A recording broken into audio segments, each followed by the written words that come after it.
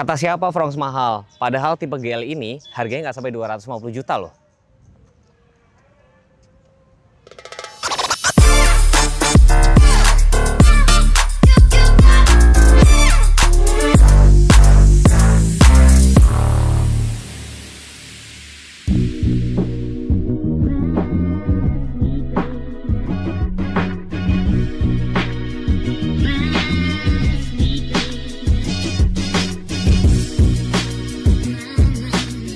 Di samping saya sudah ada Suzuki Fronx tipe GL. Ini tadi AT atau manual ya, Dit ya? AT ya. Nah, kalau AT itu harganya sekitar 271, manualnya sekitar 259. Tapi kayaknya setelah neten nggak sampai 250 juta tipe manualnya. Dan ini cocok buat siapa? Cocok buat teman-teman yang misalkan masih takut kalau misalnya ada baterai hybridnya dan segala macam. Dimana kalau baterai hybrid itu pasti akinya juga lebih mahal. Akinya itu sekitar 4 jutaan. Itu kalau XL7. Fronx harusnya mirip-mirip karena kode mesinnya juga mirip loh. Kunci itu seperti ini, jadi belum ada kayak smart entry, tombol lock, unlock, masih pakai kayak gini ya. Tentunya sudah ada immobilizer. Fitur ADAS nggak ada karena ini varian yang paling rendahnya untuk varian Matic. Tampilannya kayak gini, apa coba yang beda sama SGX ya? Kayak misalnya kamera 360-nya. Terus desain-desain body kit juga beda, tapi tenang aja, perlampuan dia sudah LED semua, bahkan sudah auto, ada kayak follow me home ya. Jadi pada saat tuasnya ditaruh auto, terus kalian pencet unlock, kalau ngebaca malam ya dia akan nyala. Jadi buat kalian yang kayak suka lupa parkir di mana atau pas biasanya dari mana ya, dari rumah gitu ya. Jadi kayak buat nyalain lampu dia akan otomatis langsung nyala. Tuh, ini kayak apa sih? Kayak kuku macan ya. Nah, soal kode mesin. Ini kode mesinnya beda. Kalau ini K15C, sedangkan yang hybrid itu K15B. Tenaganya malah justru lebih gede sedikit. Ini sekitar 103 horsepower, torsinya sekitar 138 Nm. Gue udah pernah test review unitnya juga. Maksud gue ya cukup enak-enak aja karena yang XDX itu kan mild hybrid ya, jadi menurut gua nggak terlalu signifikan gitu loh. Dan yang gue suka dari transmisi AT itu masih ada sensasi, nyebutnya sensasi apa ya, akselerasinya tuh berasa gitu loh. Jadi nggak terlalu halus-halus banget. Dan kalau AT itu kan memang terkenal lebih kuat nanjak, lebih bandel. Keuntungan mobil tinggi itu adalah kalau kalian pergi kemana-mana tuh lebih worry free, nggak perlu mikirin jalan nanti rusak apa enggak ya, banjir apa enggak ya. Layout mesin seperti ini. Halo Bapak Ibu, perkenalkan saya Kevin Gavino, sales konsultan dari Suzuki Ciputat yang beralamat di Jalan R.E. Marta Dinata nomor 59, Cipayung, Ciputat dengan patokan depan Samsat Ciputat. Di samping saya Suzuki Fronx dijual dengan harga start from 259 jutaan aja, dipotong diskon bisa di bawah 250 juta, dengan DP start from 20 jutaan dan angsuran 3 juta. Bapak Ibu bisa meminang Suzuki Fronx ini. Nah, kalau Fronx kekecilan, kami ada XL7, ini tipe Zeta. Start from 220 jutaan, DP 20 jutaan, dan angsuran 3 jutaan. Ada juga promo bunga 0% atau cash bertahap, tenor panjang sampai 8 tahun, dan DP start from 20% aja. Jadi Bapak Ibu, bagi yang mau test drive, pemesanan, atau servis, bisa langsung hubungi saya, Kevin, di nomor 0822 1117 2370, atau datang langsung ke dealer, janjian sama saya, Kevin. Terima kasih. Soal urusan warna, tadi sebenarnya warnanya untuk yang GL ini nggak banyak, dia cuma ada 3. Jadi hitam, ini hitamnya, terus ada lagi Mahma Grey namanya ya, Mahma Grey sama putih. Yang Savana Ivory nggak ada, baru ada di tipe GX. Ini panjangnya sekitar 3,9, wheelbase-nya sekitar 2,5. Tidak ada kayak kamera-kamera 360, nggak ada. Handle-nya warna body. Velgnya udah matching juga, silver, hitam, 195, 60, ringnya 16. Yang cakram tuh cuma depan doang, tapi kayak rem ABS, EBD tuh ada. Hill start assist kalau gue baca di brosur sih ada, jadi nggak terlalu beda jauh. Kalau kayak misalnya SL7 kan dia di tipe GL-nya kan dia nggak ada kayak gitu-gitu kan. Terus sini nih arc wheel atau nyebutnya apa sih, over fender, ya udah kayak gitu deh pokoknya. Ini bahan dop karena ini SUV banget. Ini ada set body molding letaknya di bagian bawah sini, ini juga bahan dop. Talang air nggak ada. Roof railnya nih, ini kalau ngelihat, ini kuat ya Sidit? Harusnya kuat ya. Tapi nanti teman-teman nanya sama salesnya, ini kuat nggak mas kalau gue kasih roof rack? Harusnya sih kuat ya. Ini bukan kayak aksesoris doang kayak gitu loh. Lampunya sih nyambung dari kiri ke kanan. Tapi tadi kalau nggak salah ya, itu pada saat kita injak rem ya nyala cuman kanan kiri doang. Tapi cukup kelihatan bagus kan. Dan sekarang ini gue tadi sempat bingung, ini tipe GL, GX atau apa ya, baru kelihatan tuh bagian dalam. Karena dia udah nggak ada emblem GL gitu, ya kan. Mungkin biar gengsi ya Dit ya. Biar kayak gitu kelihatan. Terus sensor-sensor, ini desainnya juga beda banget sama GX. Ban serepnya, intip sebentar, lupa gue. Ini kan masuknya hatchback ya. Ban serepnya tuh ada di dalam. Sorry ya, lupa. Oke. Nah, bukanya harus pakai ini. Ada separator. Jadi kalau kalian nyimpan barang itu nggak bisa diintip dari luar. Ini salah satu kelebihan dari mobil-mobil hatchback kayak gitu kan. Terus ini di sebelah sini nih ban serepnya. Ban serepnya masih kaleng. Ya, yang penting ada ya. Kaleng tapi ukurannya 195 60 ring 16. Jadi ukurannya udah full size tapi kaleng. Gede banget loh ini. Ada lampu bagasi juga. Bagasinya gede banget. Ini bisa muat orang satu nggak sih, Dit? Coba. Bisa kayaknya. Bisa kali ya, coba ya. Gue demi teman-teman tuh ya. Coba. Jangan tutup, nanti gue kekunci. Udah, tapi ini bisa buat ngumpat. Isinya ada dongkrak-dongkrak. Ini gede banget loh. Gede banget. Tapi nggak bisa buat pakai nongkrong. Kalau yang bisa dipakai buat nongkrong tuh SL7. Tapi kalau SL7 itu kan bapak-bapak banget. Nggak semua orang suka sih sebenarnya kayak gitu. Ada beberapa orang yang masih suka sensasi pakai kunci gitu loh. Nggak tahu ya. Kalau gue nyalain ya sekali, 2 kali. Injek rem, wah AC-nya malah nyala. Ini salah yang matiin sebenarnya, harusnya AC-nya matiin dulu. Injek rem lalu putar, dia langsung nyala. Sebenarnya tunggu beberapa saat baru bukan gue yang nyalain ya. Kita mute dulu, langsung mute. AC-nya setelah udah idling baru kita AC-nya nyalain. Terus di sini head unitnya beda banget sama yang tipe XJX. Kayak misalkan di sebelah sini juga tidak ada tuh tilt doang, teleskopnya belum ada. Tapi ruang kepalanya cukup oke. Ini lebih compact banget. Jadi buat teman-teman yang kayak misalkan pengen beli XL7 tapi kayak merasa aduh kayak mubazir, kegedean gitu. Ini oke banget. Ini ada adjusternya juga, jadi nggak perlu khawatir. Even tipe GL sekalipun ada ini. Ada adjusternya.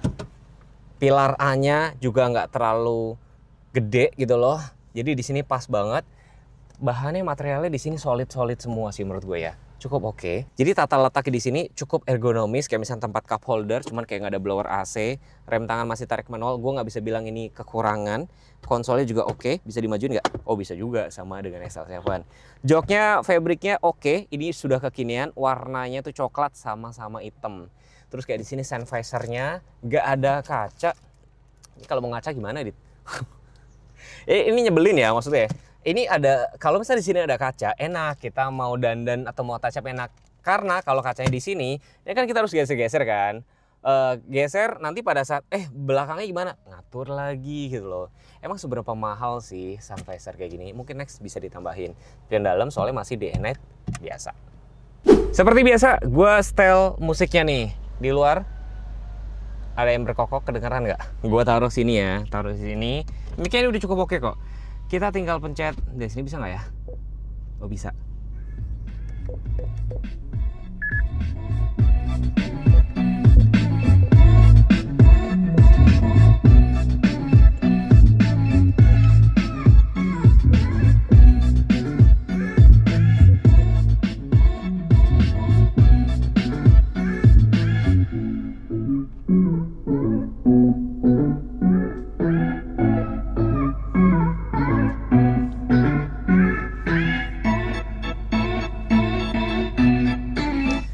Ini mungkin terkesan sepele, tapi ketika kalian lagi nyetel musik, sebelah kalian lagi ngomong, tinggal pencet mute aja. Ini sepele tapi tidak semua orang bisa. Bahkan di mobil gue tuh kepakainya di mode, kalau nggak salah mode pencet dan tanda. Nah ini dibuatin tombol khusus mute. Ini kepake banget. Biarpun ya di sini kayak TV tabung ya, Dit ya. Tapi ini oke. Coba kita lihat ya. Ini ada mute juga di sebelah sini. Home-nya simple. Ini mirip sama kayak punya Baleno sama kayak Vitara nggak sih? Ini range-nya, BBM-nya tuh, average-nya. Ini kan belum ya, harus di-reset dulu. Tapi pokoknya gue yakin mobil ini irit banget karena mobilnya kan ukurannya kecil, simple. Ini menunya menurut gue agak kurang ergonomis, agak kurang ini sih. Tapi udahlah, nggak terlalu penting. Yang penting bisa nyetel musik dan kabinnya menurut gue tadi cukup kedap. Gitu sih. Dan kalau teman-teman perhatiin di sebelah sini nih, lihat ya. Ini ada berapa warna coba? 1 2 3 4. Jadi kayaknya kelihatannya mobilnya kelihatan apa ya? Kelihatan cukup agak elegan, mewah gitu. Ya kan? Solid lah. Ini tempat-tempat glove boxnya kayak gini. Terus ini kayak ini karbon kayak gini, blower AC. Hazata letaknya sebelah sini. Ini AC-nya dia belum otomatis tapi max, tapi ada MID-nya sini kelihatan kayak lebih mewah. Dan yang paling penting dia sempurnanya lengkap loh atas bawah. Mobil gua aja gak ada ya Dit ya, cuma atas doang ya. Ini ada defogger depan, ini kepake banget. Ya udahlah lengkap. Terus power outlet, port USB, tempat cup holder. Matic-nya PRN D2L. Jadi kalau D aja buat nanjak aja cukup. Tapi kalau masih kurang 2, kalau masih kurang juga pakai L. Terus ini ada overdrive. Jadi buat ngunci RPM-nya di RPM tinggi gitu. Rem tangan ya tadi saya sempat bilang. Dan di sini dia juga ada karbon kayak gini. Ini sebenarnya belum kulit, belum teleskopik. Ada pengaturan tombol cuman ini doang, volume, mode, terus tombol Bluetooth. Lampunya sudah otomatis, wipernya belum.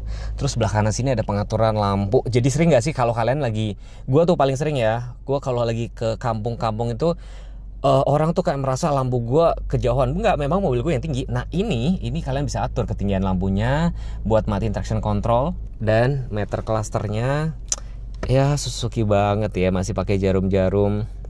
Terus ini untuk, ini buat apa ya? Oh, buat penggantian ini itu. Tombolnya letaknya sebelah sini.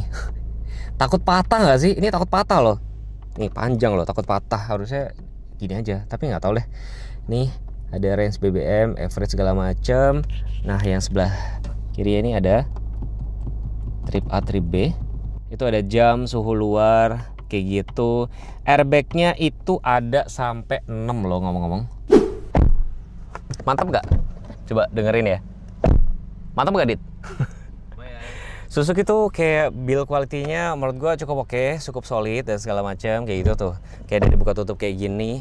Terus di sini juga ada port USB dan Type C, USB dan Type C ada 2. Terus di sini headrest-nya ada 3. Dan karena sini ada separatornya, kalian bisa pakai misalnya, nih kalian bawa tas nih ya kan. Ini biar nggak berantakan, biar nggak ribet, ini kalian bisa taruh sini tuh rapi atau tempat tisu. Tapi jangan sampai menghalangi pandangan dari kaca spion dalam gitu loh. Tapi di sini tidak ada armrest jadinya, tidak ada armrest. Karena menurut gua kalau orang yang pakai atau beli mobil ini biasanya dia nyetir, duduk di depan.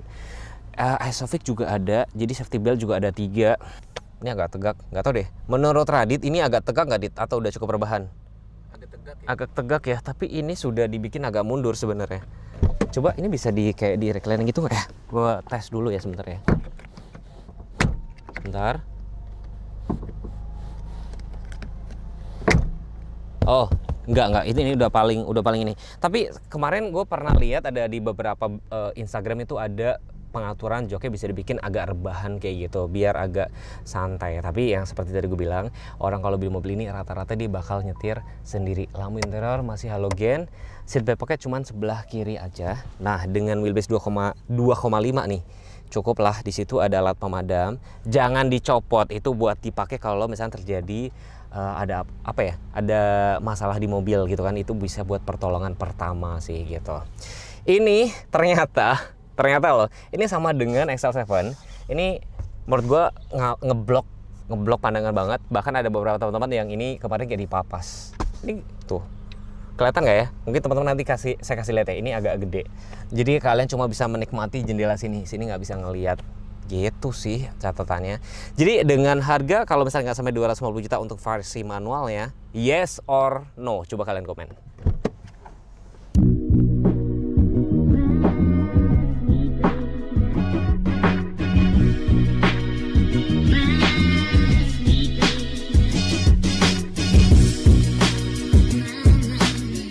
Nih kita tanya-tanya nih sama Masnya nih. Dengan Mas siapa Mas? Gavin Gavino di sini. Wah, tinggi banget ya Mas ya? Lumayan. Mas, ini saya titipan pertanyaan dari teman-teman nih. Akan ada aja yang komen ya, daripada gue ambil Fronx gitu kan, mendingan gue ambil XL7 Beta. Ada nggak sih kayak gitu? Banyak banget yang komen kayak gitu, banyak banget.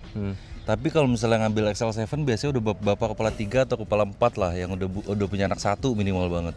Iya. Bawaan mereka tuh udah banyak biasanya butuhnya. Anak muda jarang Mas. Anak muda jarang. Anak muda tuh ngambilnya ya ini, Fronx ini. Iya. Terus pasti akan ada yang komen, waduh mendingan Baleno. Ada nggak sih kayak gitu? Banyak, tapi kan Baleno udah stop produksi, kita udah nggak ada lagi unitnya di sini. Ya, selalu kalian tuh nggak mau move on gitu loh. Bahkan kayak kemarin gue bahas L7 aja suka ada yang ngeledekin kan, kayak aduh kayak mobilnya India Hey dan segala macam. Tapi ternyata penjualannya dia selalu di 5 besar terus gitu. Apa sih sebenarnya kalau kita ngomongin geser ke SL7, apa sih yang bikin dia rame? Banyak yang ngatain India Hey gitu.